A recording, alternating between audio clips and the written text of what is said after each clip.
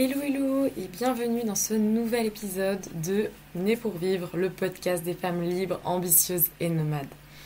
Aujourd'hui, on va parler d'un sujet qui peut littéralement transformer ton quotidien, c'est la prise de décision.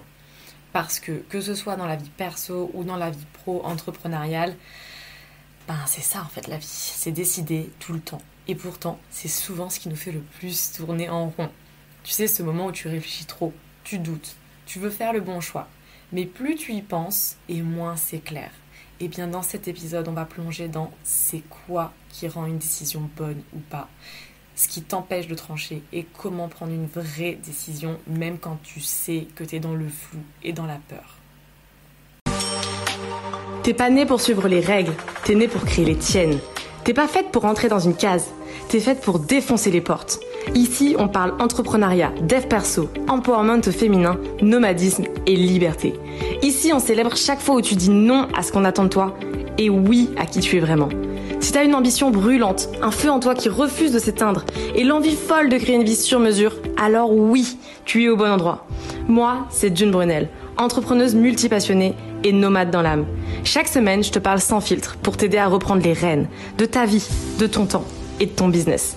Tu veux plus, tu mérites plus et tu vas l'avoir.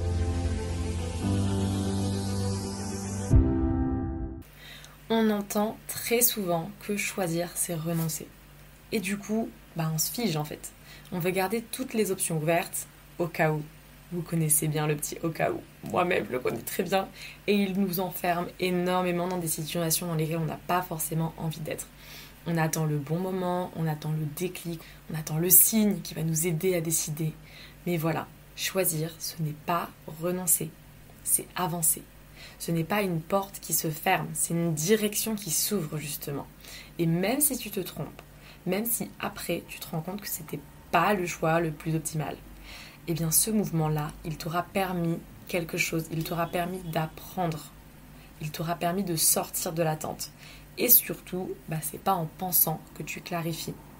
C'est en testant, c'est en vivant et c'est en ajustant. Et pour ça, il faut décider et il faut tester.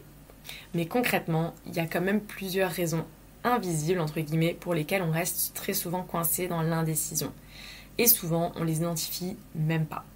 Mais dans un premier temps, on le sait très bien, il y a la peur. La peur de se planter, de regretter, de perdre du temps parce qu'on sait toujours ce qu'on perd mais on ne sait pas ce qu'on gagne, de perdre de l'argent, ou même juste de ne pas réussir en fait. Voire la peur de réussir aussi.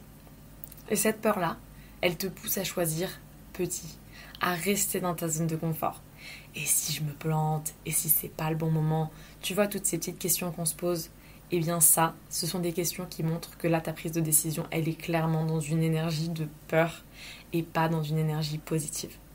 Ensuite, il y a aussi l'excitation.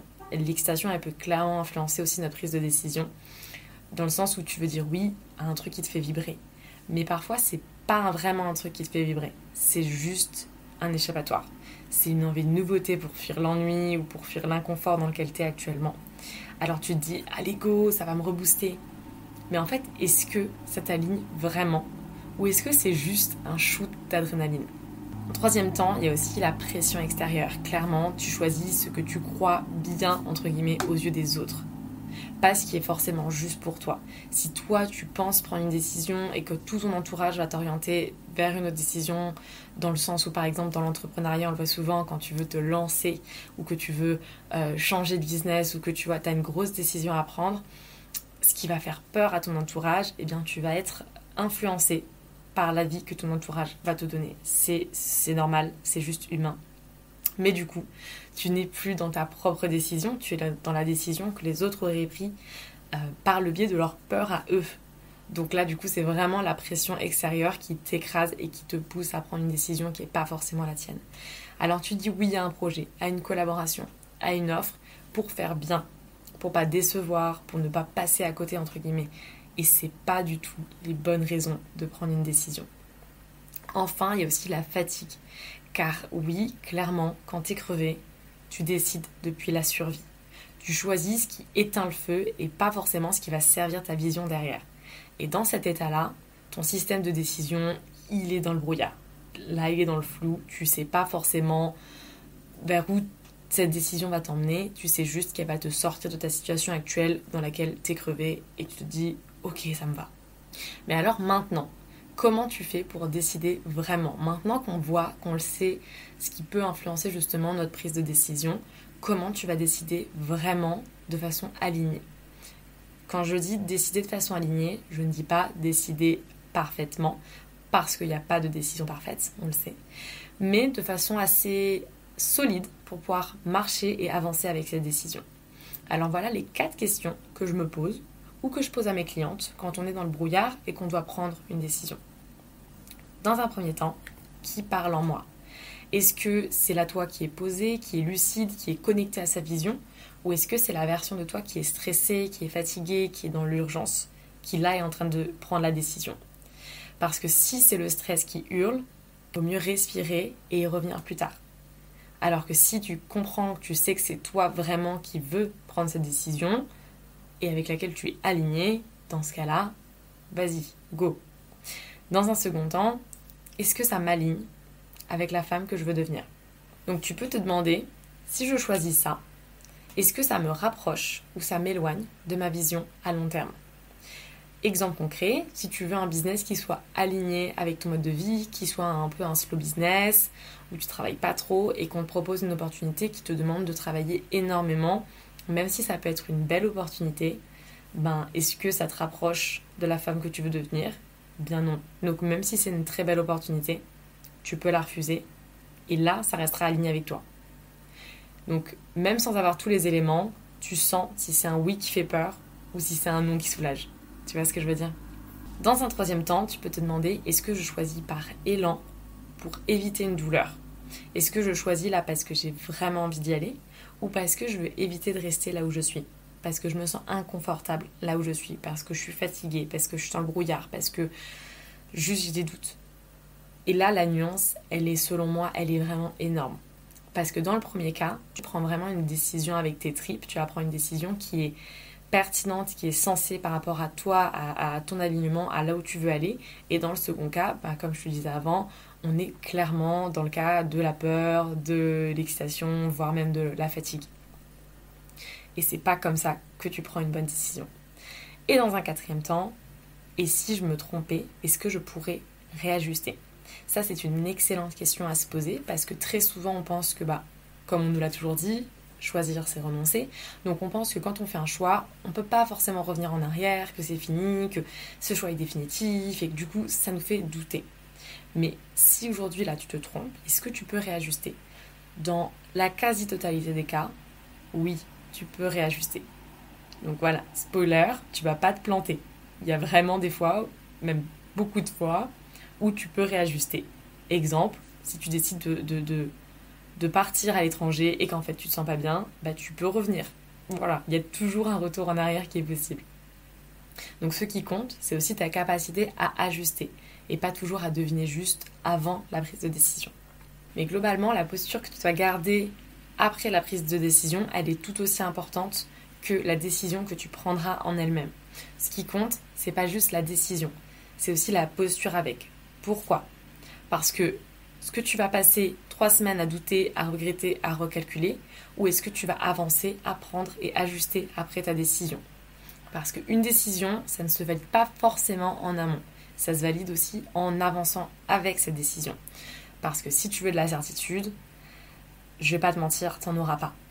Mais tu peux avoir de la direction et de l'ancrage. Et c'est amplement suffisant pour aller loin. Et il y a quelque chose aussi d'essentiel que je veux te partager ici, un truc qui peut littéralement changer ta manière de vivre tes décisions, c'est que ton cerveau il va constamment chercher à confirmer ce que tu crois. C'est ce qu'on appelle le biais de confirmation. Et concrètement, ça veut dire quoi ? Ça veut dire que si tu prends une décision et qu'au fond de toi, tu penses que c'était une erreur, ton cerveau il va te balancer toutes les preuves que tu t'es planté. Il va remarquer ce qui ne marche pas, il va amplifier les signaux négatifs, il va nourrir ton doute encore et encore. Alors que si tu prends la même décision et que tu y vas avec confiance, engagement et conviction, alors là, ton cerveau il va chercher justement à aller valider que c'était le bon choix. Il va remarquer ce qui fonctionne, il va interpréter les obstacles comme des ajustements normaux et il va t'aider à avancer. Et ce n'est pas la décision en elle-même qui change ton avenir. c'est la manière dont tu la portes. Alors tu choisis et ensuite, peu importe ce que tu auras choisi, tu l'assumes pleinement avec confiance et engagement. Parce que plus tu te tiens droite dans ta décision, plus ton cerveau il va se mobiliser pour en faire un terrain d'opportunité. Et c'est là que la décision deviendra vraiment la bonne décision. Parce qu'en soi, il n'y a pas de décision parfaite. La décision parfaite, c'est celle que tu assumes comme étant la bonne décision. Donc la vraie question, c'est pas est-ce que c'était le bon choix, mais est-ce que je suis capable de le porter comme si c'était le bon. Parce que c'est cette conviction-là qui va faire toute la différence. Pas seulement pour les résultats, mais aussi pour ton alignement, pour ta posture, pour ta stabilité intérieure. Donc tu n'as pas besoin d'avoir toutes les garanties pour choisir. Tu n'as pas besoin d'être sûr à 100%. Tu as juste besoin de te reconnecter à qui tu veux être et ensuite d'avancer. Pas pour cocher la bonne case, mais pour continuer à construire une vie et un business qui soient alignés avec toi. Et si aujourd'hui tu sens que tu tournes en rond, que tu as la tête embrouillée, que tu sais plus ce qui est bon ou pas, je te pose une seule question. Est-ce que ton système aujourd'hui te permet vraiment de penser clairement ? Ou est-ce que tu essaies de prendre des décisions avec un cerveau en surcharge ? C'est exactement ce que je viens clarifier avec mes clientes parce que c'est pas toi qui es le problème, c'est juste que ton système il te soutient plus. Donc si tu as besoin d'y voir clair, écris-moi sur Instagram, je suis là aussi pour t'écouter et pour t'aider à reprendre ta place. Et d'ici là, choisis, même dans le doute, même à tâtons. Parce que le pire choix, c'est l'attente, c'est l'inaction. Parce qu'une femme qui avance, même avec un peu de flou, ira toujours plus loin que celle qui attend le bon moment. Et toi, t'es pas né pour attendre. On le rappelle, t'es né pour vivre.